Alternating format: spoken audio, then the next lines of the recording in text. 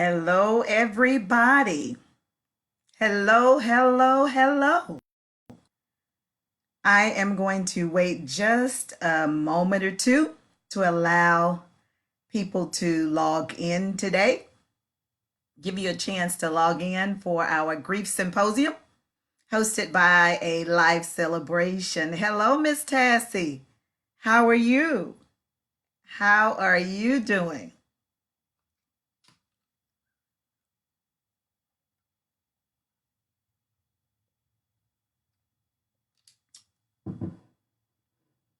Doing things a little bit different this month for Grief Symposium, but we're still getting our grief work in.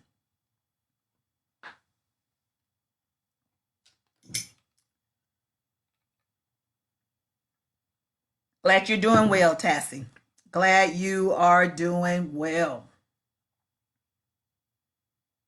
All right.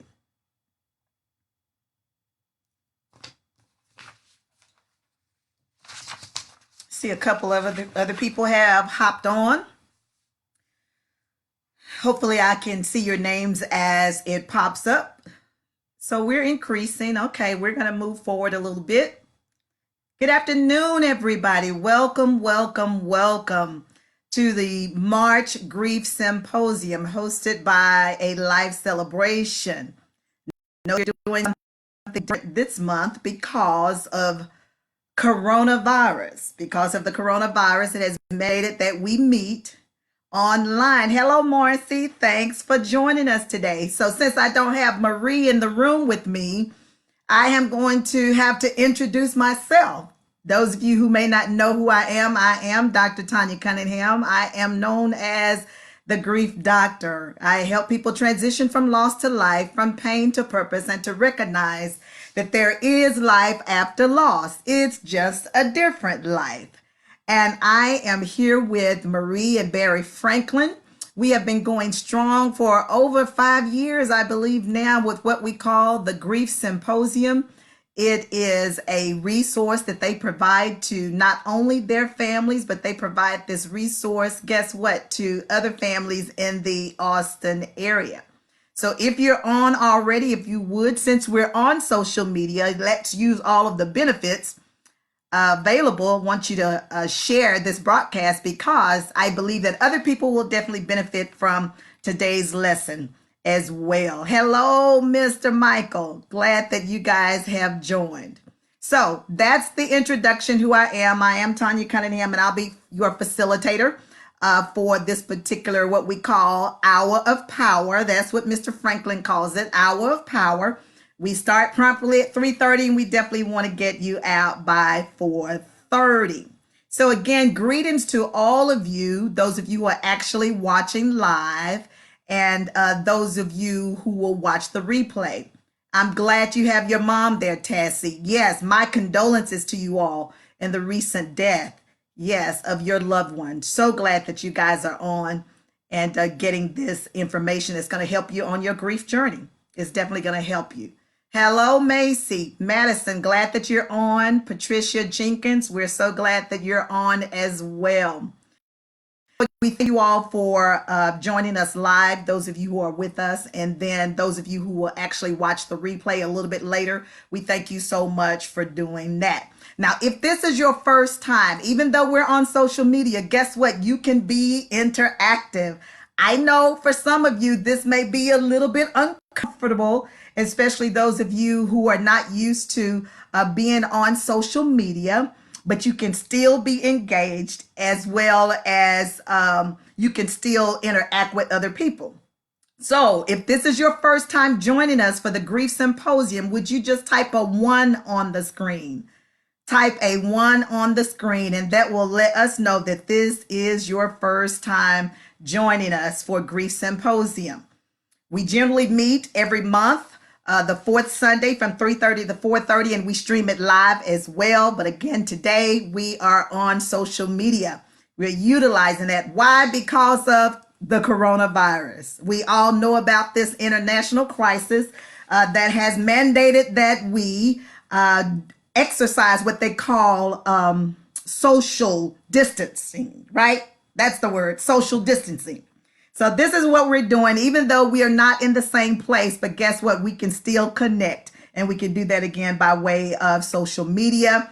Our Grief Symposium normally has an average of at least about 30 people or more. And so that's over the mandated amount of people that we're supposed to have. Governor Abbott sent a order out that we are to not have more than 10 people in a setting. So therefore, we want to make sure that we abide by the laws of the land, protecting ourselves and protecting other people.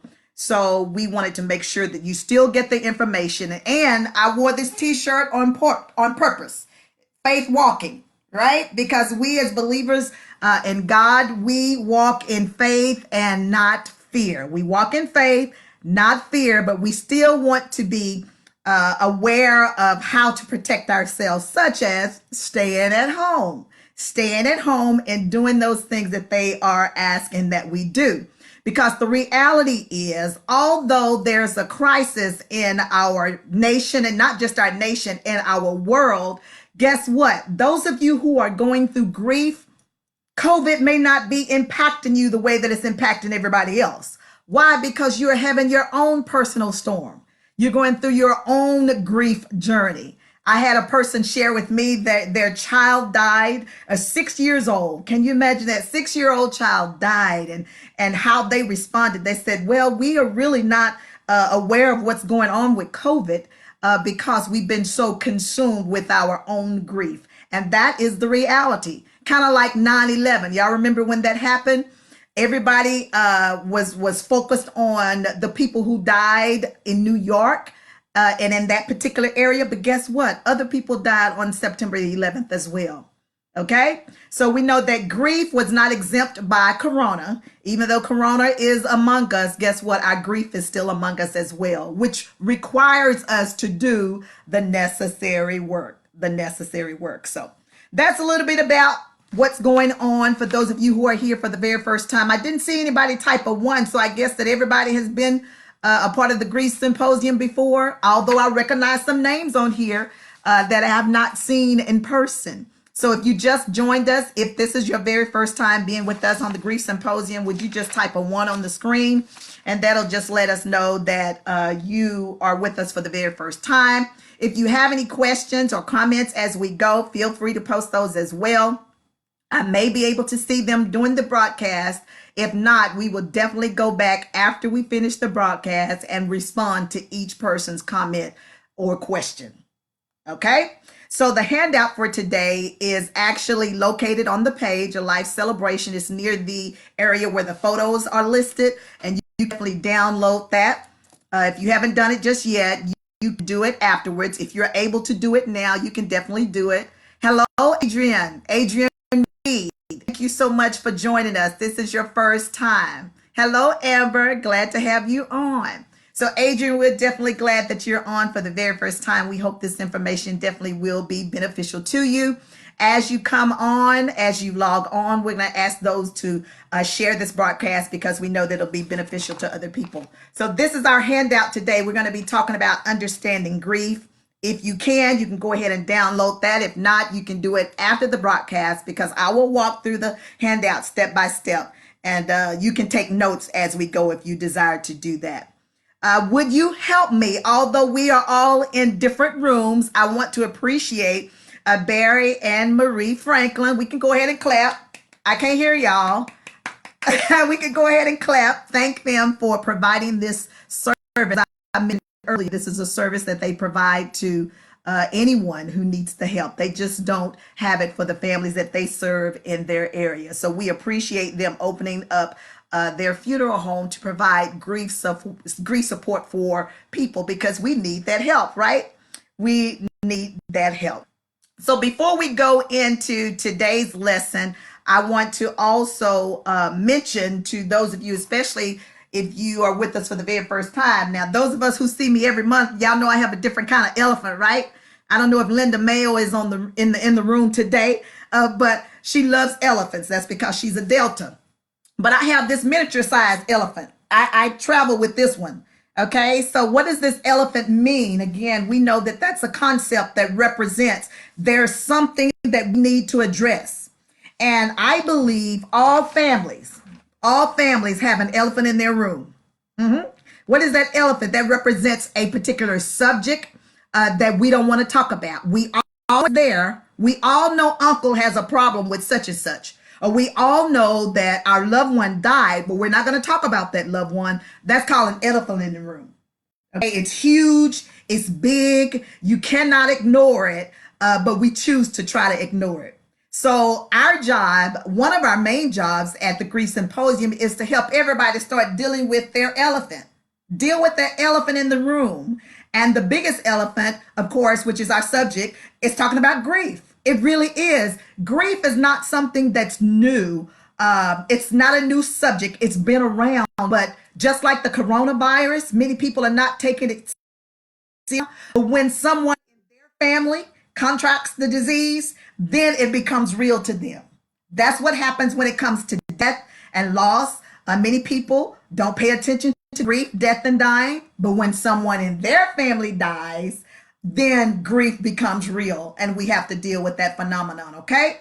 So you'll always hear me talking about this elephant in the room. Why? Because we all got to deal with that. Unresolved grief, unresolved hurt, unresolved pain, and issues do not go away.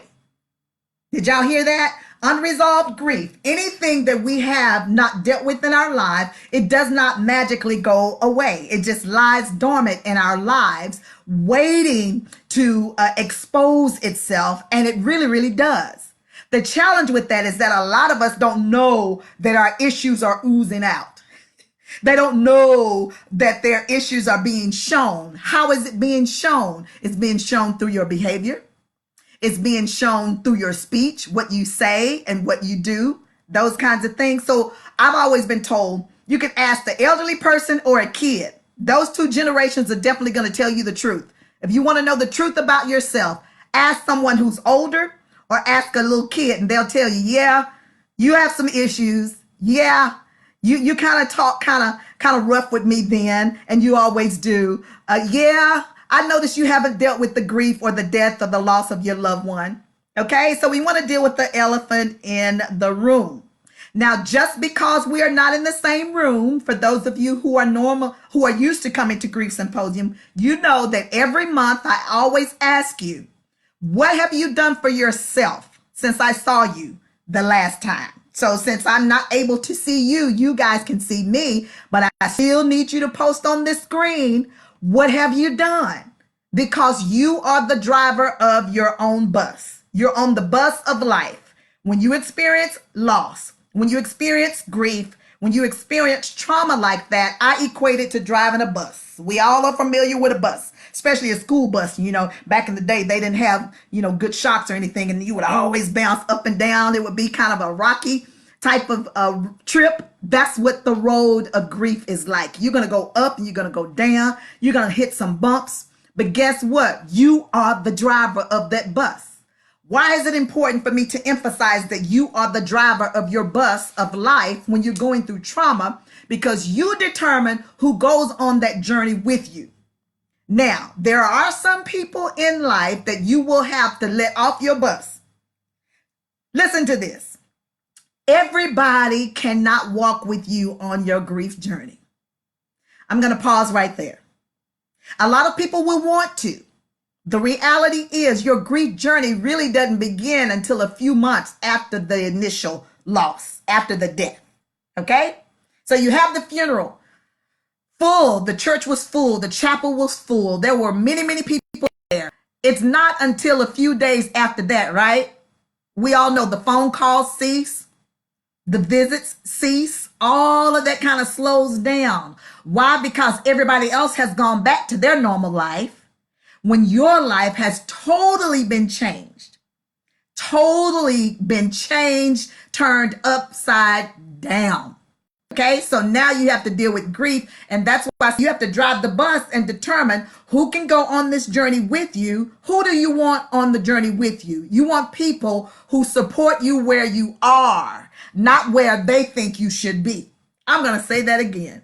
You want people on your grief journey who support you where you are, not where they think you should be. I'll use me for an example. I'm a minister.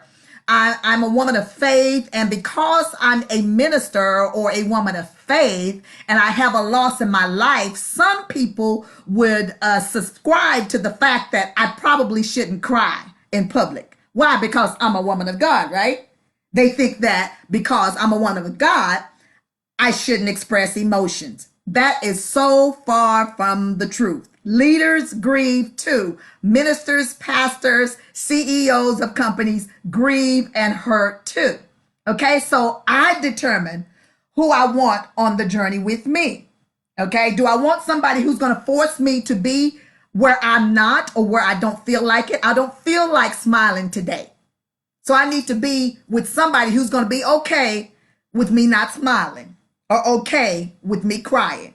Does that make sense? So y'all thought I forgot my question. I didn't get my question. What have you done for yourself to take care of yourself since the last time I saw you last month? Because the reality is, if you don't take care of you, no one else will. We provide you tools every month at the Grief Symposium. We give you handouts. We spend money, all of that to provide this information to you. And then you take it home. Now, what you do with it when you get home, that's up to you. That's up to you. You have to apply these tools. It's called doing the work. None of us are exempt from that. Doesn't matter who we are, because the reality is it's kind of like the coronavirus, right? It crosses all cultures. It doesn't matter who we are, black, white, rich, poor, whether we have faith or no faith, all of us will have to deal with grief at some point in time. Okay? So just like the coronavirus, it's affecting people physically, spiritually, behaviorally, and economically. And grief does the same thing. It causes us to isolate ourselves. We don't want to be around other people. We are affected behaviorally. We are definitely affected emotionally. So the tools that we're providing you are very important for you to apply, because it's not osmosis. That's what I was trying to say. Y'all know what osmosis is, like if I have a stack of books, I tried that when I was a kid, laid on a stack of books at night and thought I would wake up the next morning and that I would know that information. It doesn't work like that.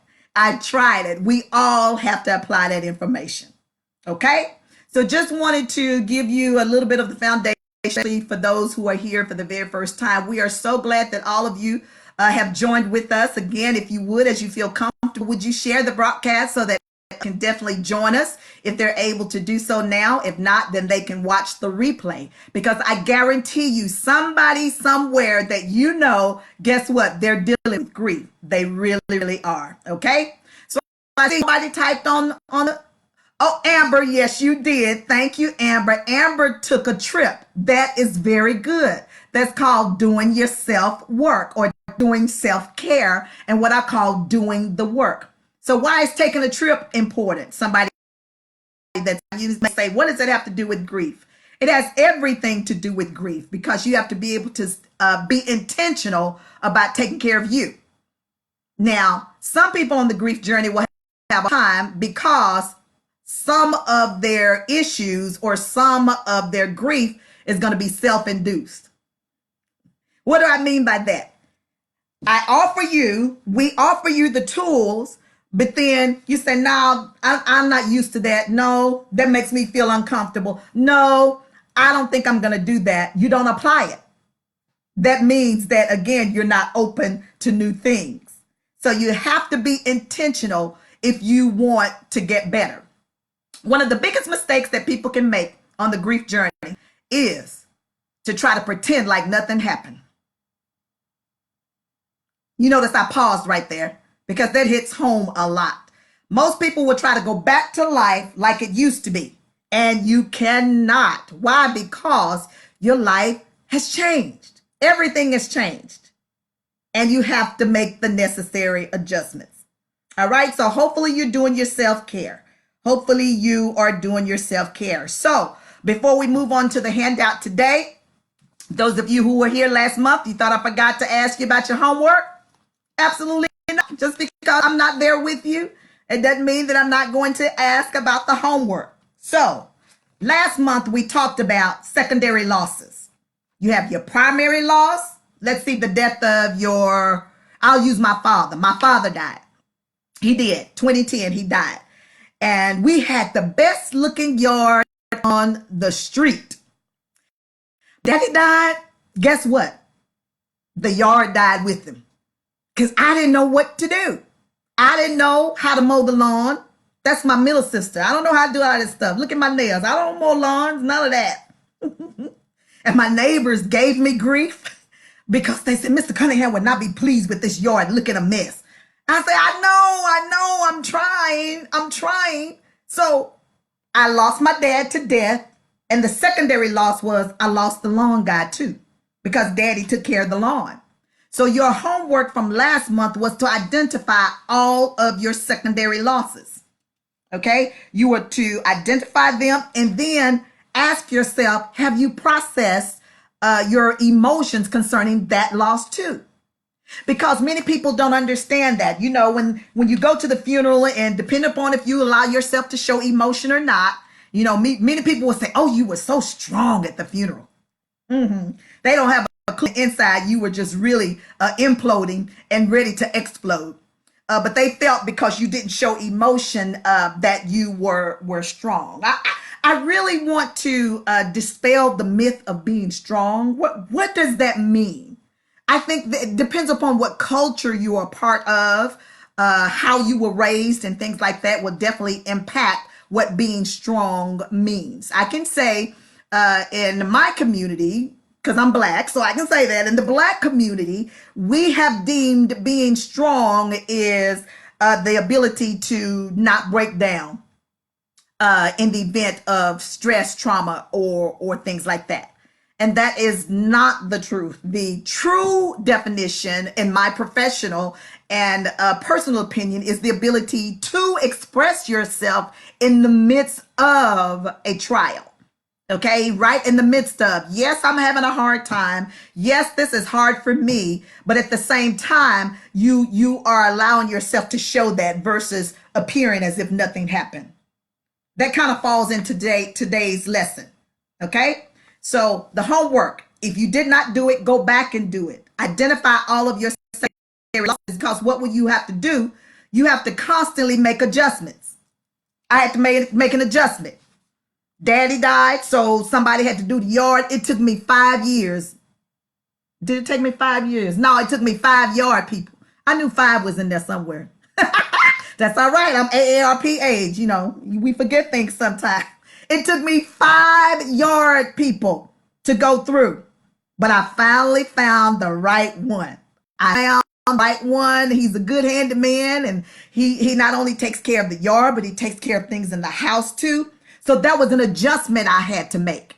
Why? Because I had the secondary loss of losing the person that took care of the yard because he died, which was my dad.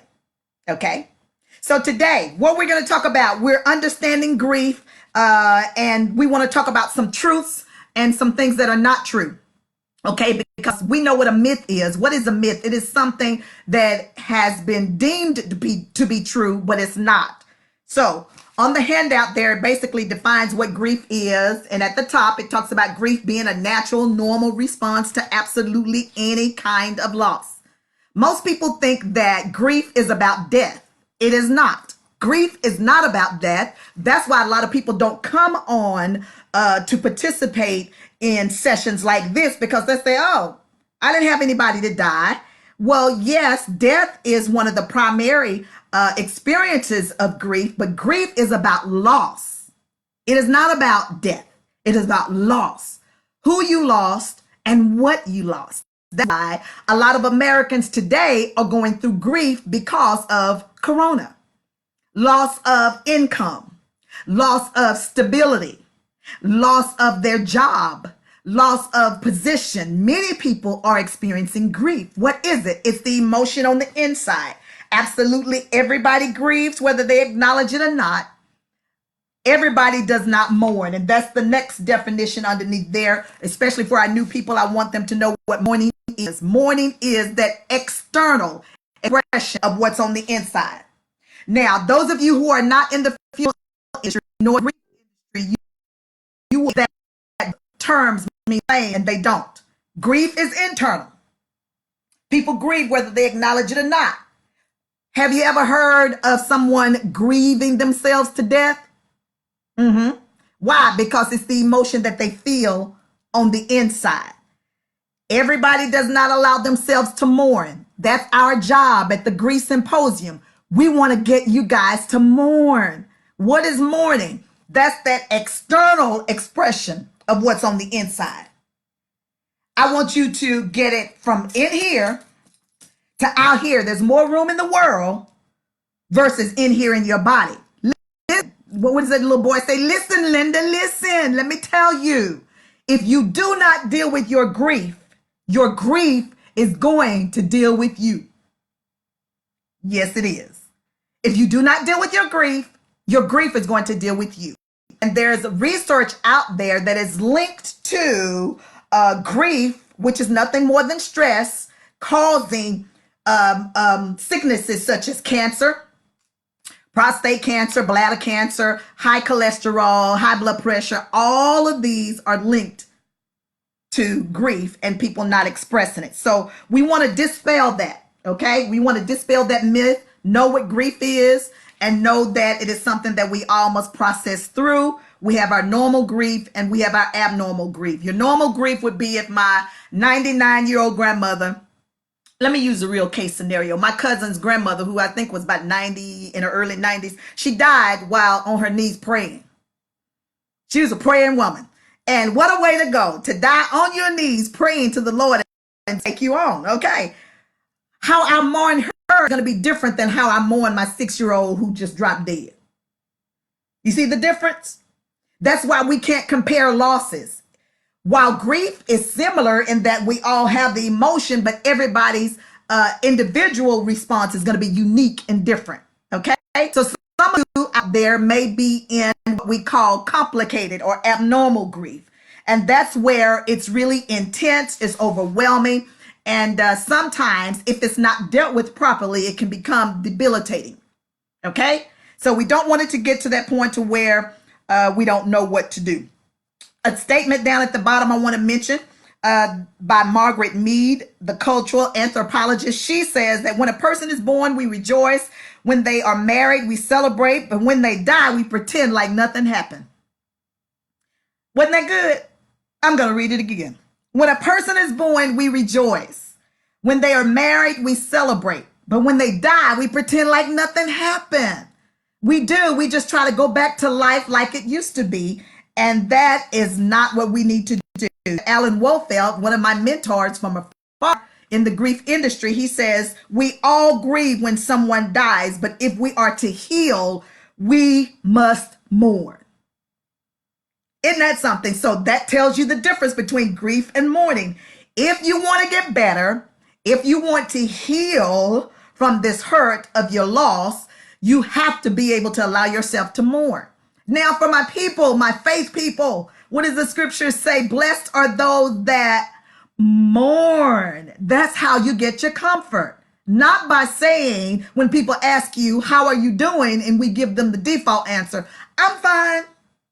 Or I'm blessed of the Lord. You know, if you're super spiritual, that's what we say. And please don't take this offensively, because I used to be that super spiritual person. I used to spiritualize absolutely everything until I realized 8 short years ago that grief has to be dealt with physically, spiritually, emotionally, and really. All right. So the next page, what is an untruth about grief? So if you got your handout on 2 there, talks about grief is a negative experience. Okay. The reality is grief is a painful experience that everyone will encounter at some point in time in their life. But the key words I want you to remember from this, if it's handled properly, it can become a positive experience when new growth and development can result. So that means that grief is not a negative thing. People relate to it as a negative thing. Why? Because it hurts. Why? Because it's painful. I had one lady didn't come back to my grief support group. She taught me, so we should be ever learning as we go. And she didn't come back after the first week, and I checked on her. I said, I'm just checking on you. Why didn't you come back? We missed you. She said, well, honey, I didn't want to come back because I felt worse when I left the group. I did. She's like, yeah, you made me think about it. And I just kind of chuckled on the other end of the phone. I'm like, okay, okay. So she taught me to share the disclaimer as well that most people don't want to feel the pain. Listen to this. You must feel the pain if you're going to heal it. Whatever that pain is, your grief, your loss, whatever it is that you experience, you must feel it. So grief is not necessarily a negative experience. It's a time where new growth. What we're doing today is as a result of me going through my grief process. I've been a mortician since 1980. Nobody was calling me to speak. Nobody was calling me to do grief support groups. It wasn't until I went through my own trauma of a divorce 8 years ago, and now, boom, I'm getting called. I'm getting called to go here, to go there, and that's a positive experience for me where I've had new growth. I've grown as a person. Now, those of you who knew me back in the 80s, y'all know I didn't dress like this, did I? Look at me. I got on a t-shirt. I would be walking around with probably some heels on and all of that because grief changed me and I allowed it to. So grief is not necessarily a negative. Here's another untruth. It was God's will. That's a big one for me. This is for my faith people, okay? Never tell a person that it was God's will that their loved one died. Because we don't know where that person is in their grief journey. We don't know where they are. And so that's why our churches, or I would say one reason why our churches are not filled is because of how people been handled, or shall I say mishandled spiritually when it comes to the death of their loved one. So the reality is this statement can be confusing and angering to people. Why? Because it conflicts with a kind God. Okay, that God is kind. And if you're immature in your spirituality, you understand that there is a wrath of God too. Okay? So this statement can be devastating on some people. So let's not tell people that it was God's will. All right? Next one, the best thing that you can do is avoid discussing the loss. A lot of people like to do that. Why? Because they don't want to talk about it. If they don't talk about the loved ones, I know people who never ever mention the loved one's name after they die. Never mention their name. Why? Because they think if I don't talk about it, then it's going to go away. No, that's not how it works. If you don't talk about it, because grief shared, the more you share it, the more it diminishes. That's why you have to find people who support you. You are, because you repeat yourself a lot. You have to find people who support you and allow you to tell them stories over and over and over again, and they will listen just like it was the first time they heard it. Because forgetfulness is a grief response. So you're going to be forgetting a lot and you're going to be repeating yourself, and you need people who will not be judgmental of you. All right? So another myth is you just got to be more active. Wrong answer. Y'all remember that commercial with the Energizer Bunny banging the drums? But eventually that little rabbit kind of slows down. Why? Because the batteries go out. That's the same thing that happens to us on our grief journey. And a lot of people will want to do that. They want to take you here. Let's go shopping. Let's go eating. Let's do this. Let's do that in an effort to keep you busy. Now, the reality is encouraging the bereaved to maintain their social ties is healthy. That's why we want you to maintain your social ties, even though we're in a period of social distancing. Even though they recommend that we not be in the same room with more than 10 people at a time, I can still text you. I can still call you. I can still FaceTime you, because that still allows us to have some type of connection. Okay? But a lot of people want to keep you busy. And when that's not healthy to do. Why? Because when you finish being busy, guess what? Your grief and all your issues are still right there, right in front of you. All right? Is this should make sense to any of you or helping you? Hi, Dolores. Glad that you're on. Hey, James. Hey, nephew. Hello, Janice and Kathy and Sharon. So glad that you guys are on. So another myth is the sooner you get over the loss, the better off you are. Well, the reality is Grief never ends. You notice how I had to pause and say that because I wanted to be sensitive with you to let you know grief never ends. It changes and it softens as you do your grief work. Now, here's the thing. If your loved one died today, this time next year, if I do nothing about my grief, if I just in the same spot, I don't go to grief, I don't talk about it, I will feel the same way a year this time.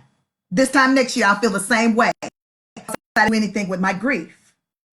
Reality is, some people will say this, and if you're a person that has said that before, don't say this anymore. Time heals all wounds. No. Time alone does not heal all wounds. It's what you do with that time that's going. Oh, that was good to me. Let me get some water. It's what you do. I see y'all laughing at me. It's what you do with that time. All right? So, there's no quick fix for the journey. I wish it was. I wish I could wave my magic wand. I have a magic wand in my office, and when my clients come in, I take my wand and I wave it over them. I say, did you feel anything? They say, no, I didn't feel nothing. I say, exactly right. That's not how it works, because it's not magic. Okay? It's not magic. So there is no quick fix. I always tell people you have to give yourself at least 1.5 years to 2 years after the loss before you start finding, keyword is finding, your new normalcy. But that's only if you do your grief work. I've known people, unfortunately, who didn't do their grief work, who didn't allow themselves to mourn, and it was 20, 25, 30, 35 years later. I'm not lying to you. I know people who are in their 60s and 70s who just now allow themselves to mourn a loss or a death that took place when they were in their 20s. Because remember what we talked about in the beginning, that grief shared is grief diminished, and our issues, when we don't deal with them, it doesn't go away. It doesn't mysteriously go away. So on your handout, grief is not like this. What is it? You don't go straight from the loss to recovery. I wish we did. I wish there was a magic pill. I wish there was a magic pill for losing weight. I've been trying to lose weight for 5 years. I've been trying to lose weight without exercising. The doctor just told me, honey, you're going to have to exercise. She said, you over 50?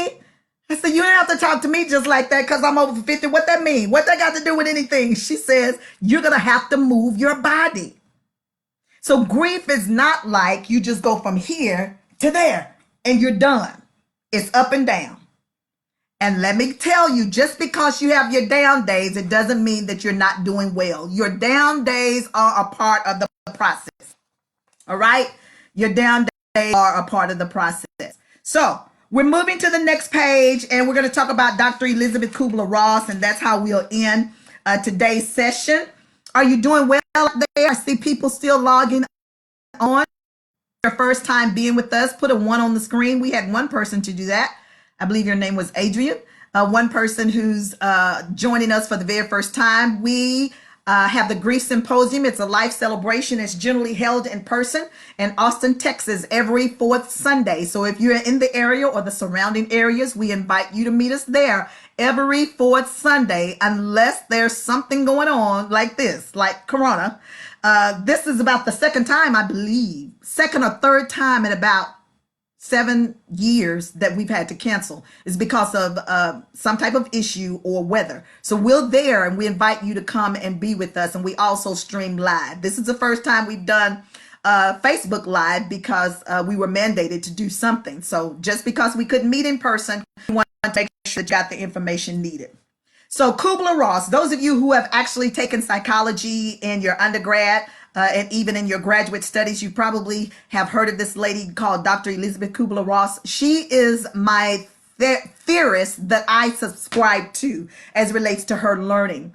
And those who are in the grief industry, like me, my fellow colleagues, I have to give this disclaimer because they disagree with my perception as it relates to teaching from this particular theorist, because her learnings or findings were based upon a term called anticipatory grief. Some of you probably have dealt with what we call anticipatory grief. What is that? That is grief that you process. You've anticipated it and you process that grief before the person physically dies or before you physically lose that thing. An example, if your loved one who died had Alzheimer's or dementia or some other type of cognitive deficit, they changed right before your eyes, right? Your mom wasn't the same person by the time she physically died. Some of them became bedridden. Some of them couldn't even talk, couldn't even walk. That's not the mother that you knew. That's not the father, grandfather, or your aunt or whomever. So you start grieving. Remember, grieving is internal. That's that emotion on the inside. So you start grieving and allowing yourself to mourn them before they even physically die. So this is what Elizabeth Kubler-Ross, her work is based upon. So I have to give that disclaimer that I know that it's dealing with anticipatory grief. And according to modern day theorists, they say that we shouldn't teach or use her theory because it's supposed to be before the person dies. I disagree. I totally disagree. Why? Because the people that I work with and the people that I observe, they go through these same type of steps. Okay, so what are those steps? She wrote a book back in 1969 called Death and Dying, and she meaning Elizabeth Kubler-Ross, was able to compile this information from following people who were sick. They were on hospice the last 6 months of their life. They were dying, and she discovered that the dying person went through these sequential steps. She used stages, is what she calls them, stages of death and dying, or the stages of grief. But she recognized that although she put them in sequential order, you don't have to necessarily go through them in order, that particular sequential order. The very first one is denial. Okay, what is denial? That's a response. It's the initial response after a loss, even if the news or the death was expected. It's definitely the response after unexpected deaths. So those of you who had death that was unexpected, loved one died, you didn't expect it, your initial response is shock. And it serves as a buffer, according to Elizabeth Kubler-Ross. So it means it's not necessarily a bad thing. It's just a temporary, keyword is a temporary defense. Because sometimes the losses and the tragedies that a lot of you have experienced is too much for your mind to comprehend. You cannot wrap your brain around the fact that your loved one died by way of homicide, suicide, AIDS, coronavirus, or any other type of death. Your child died. So what you do, you kind of temporarily shut down. So Kubler-Ross says, that's okay, as long as we don't stay in denial.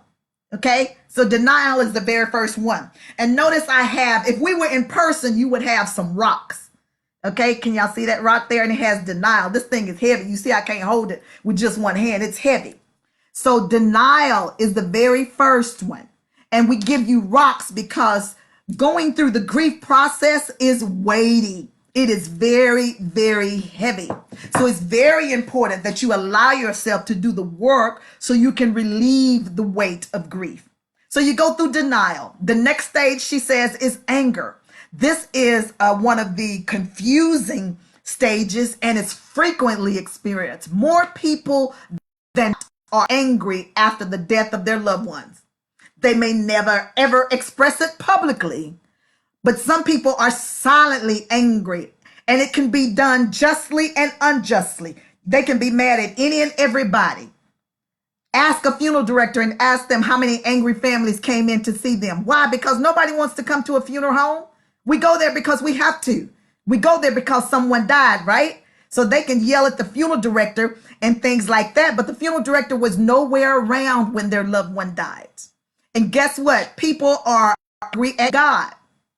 I'm going to pause right there because that was one that anger was a stage that I stayed in for a while. It was. Why? Because I spiritualized my losses.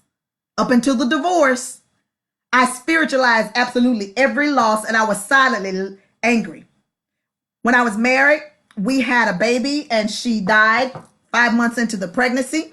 And I allowed grief to grip me so that I didn't want to bear the chance that I might get pregnant again and lose that baby too. So I didn't want to get pregnant again. But I was mad. I was a pastor's wife sitting on the front row Sunday morning, and I was angry with God. This is what I said. I said, God, there are women out there who don't even want children. This is what I said. They don't even want kids and just popping them out. Why did my child die?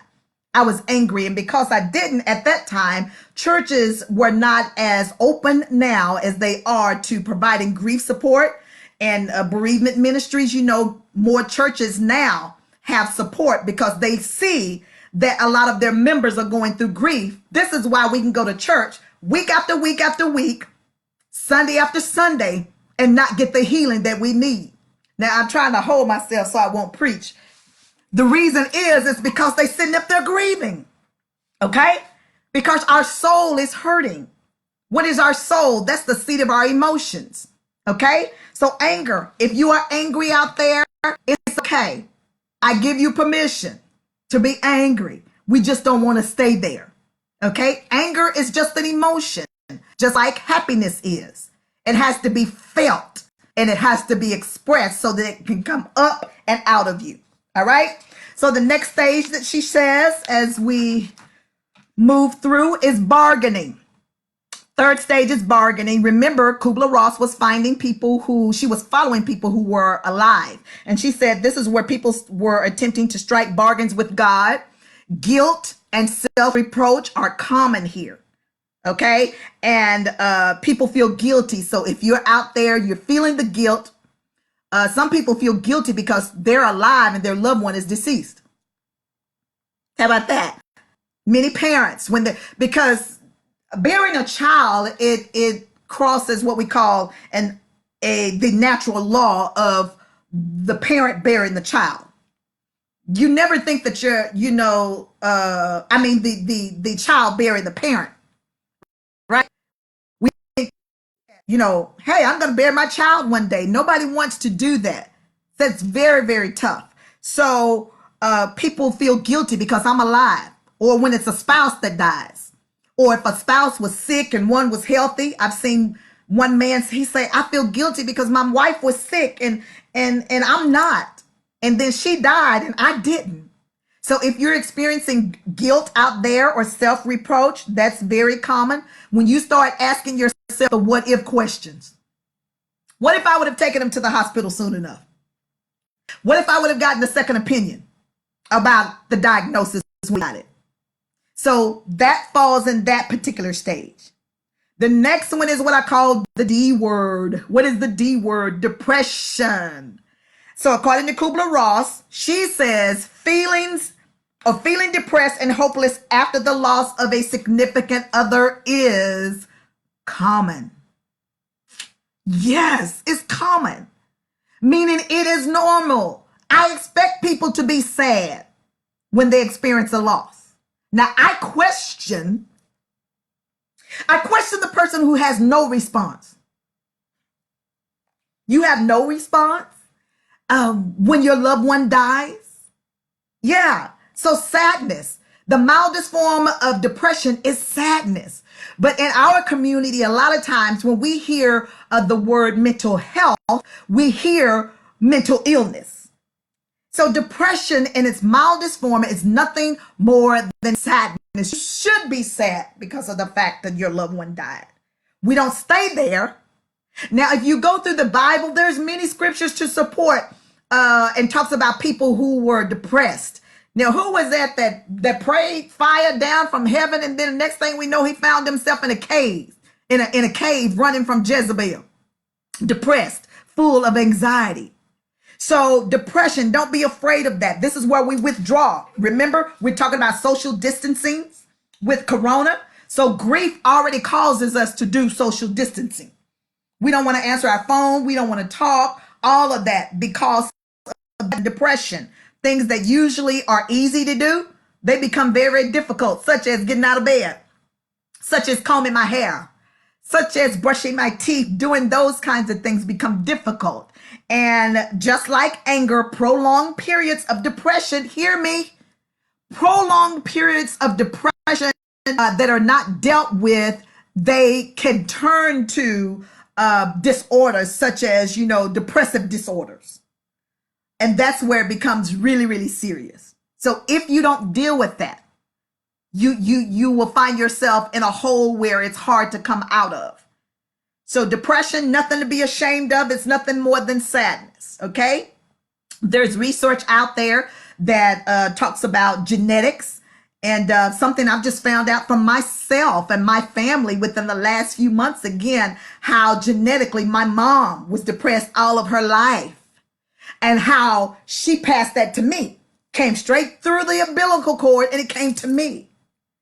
And so now I have been fighting depression, but I didn't know what it was until we had a little family meeting, and talking about the elephant in the room.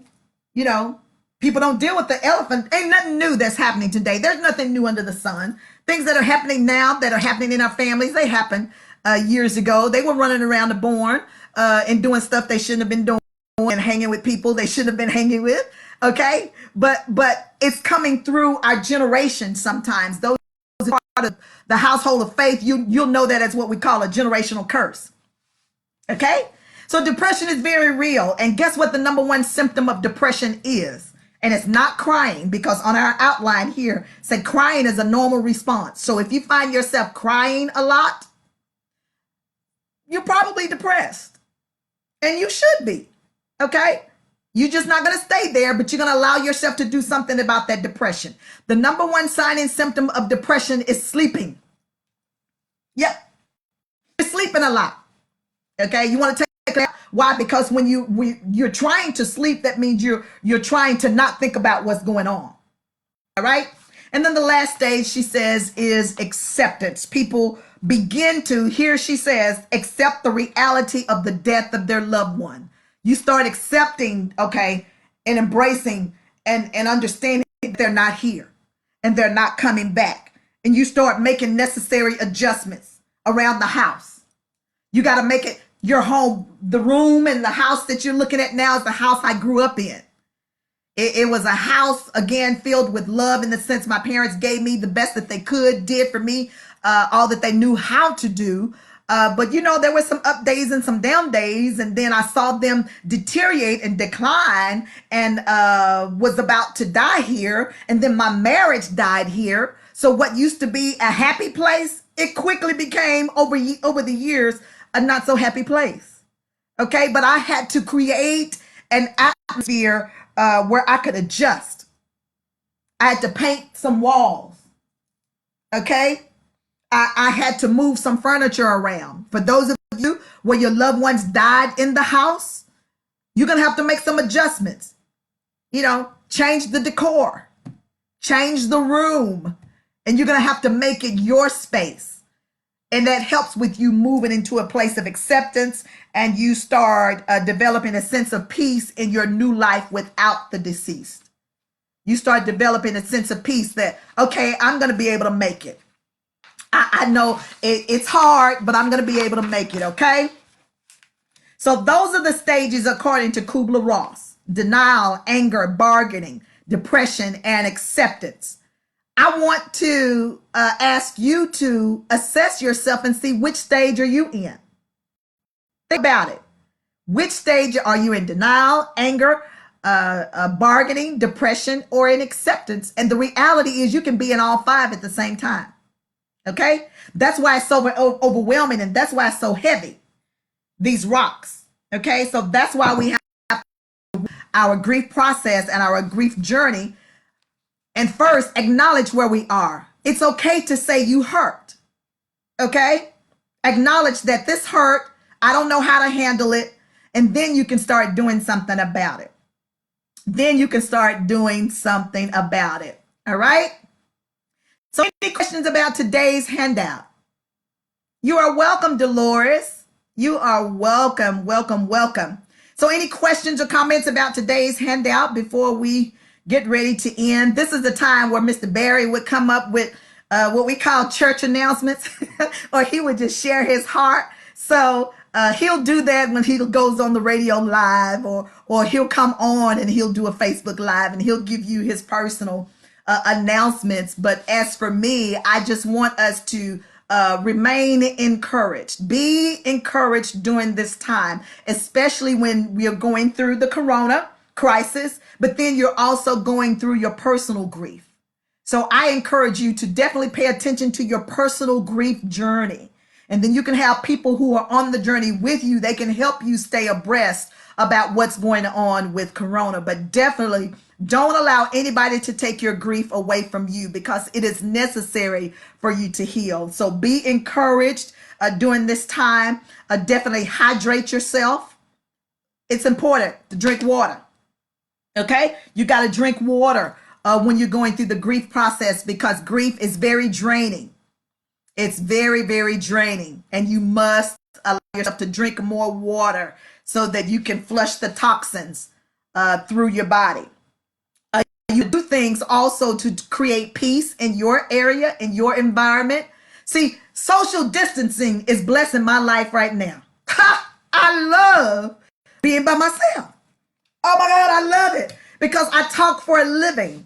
I work for hospice during the day. I'm a bereavement coordinator, and then I'm a grief counselor by night. So I'm talking to people about death and dying all of the time. That's why I have my own counselor. All of us, none of us are exempt. We all in leadership should have someone that we are held to a higher standard to, or accountability with. I have my own grief counselor, and I talk to them, and they help me process the issues so I don't carry around everyone's issues. Okay, but you got to be able to do things to create peace in your own environment. So for me, social isolation, this right here, and it's just me and Mr. Cunningham. Y'all get to see Mr. Cunningham because he's here at the Grief Symposium today. Mr., the people want to see you. Come here, honey. Come here. Y'all finally get to see Mr. Cunningham as we close. All right? Come here, honey bunny. So this is my therapy dog. Y'all say hi. I know he's looking a little squirfy right now. I don't want to look at the camera. Don't make people think you don't know what you're doing. Look that way. Tell the people hi. Someone gifted him to me during my grief journey. I had never been an inside dog person. I grew up where my parents said dogs belong on the outside. So I know they rolling over in their graves, because Mr. Honey runs this house. This is the Mr. of my house. And but someone gifted him to me during my grief journey of the divorce. And if I tell you, that little fella hasn't been the best therapy for me. So he has helped me create peace in my own home. So you want to do that when you're on your grief journey, especially now, as we move through this social distancing. You want to let one where you are and how you're doing on your journey. You don't want to be isolated in your home by yourself without connecting with anyone. Okay? Without connecting with anyone. So you want to do that. And lastly, you want to remember to do your grief work. You just got to do your grief work. Faith without works is what? It's dead. So that means we got to have some corresponding action with our faith. I can tell what you believe in by what you do. Now that was a good preaching moment for me right there. I'm going to stop on that. But we want you to be able to do your grief work. All right? Any comments or questions before we close out? We've got 1 minute. We appreciate you for joining today, and we hope that this has been helpful. We ask that you share the broadcast so that other people can actually benefit from this, talking about understanding grief and how it impacts our lives, especially during this time of an international crisis dealing with corona. So when you see Mr. Barry Franklin, Mrs. Marie Franklin, or even on their social media pages, would you just go on their page and thank them for providing this type of resource to their community and just caring about their loved ones in their area to provide this needed support? Because our goal at Celebration is to make sure that you live a healthy life after the death of your loved one. Okay?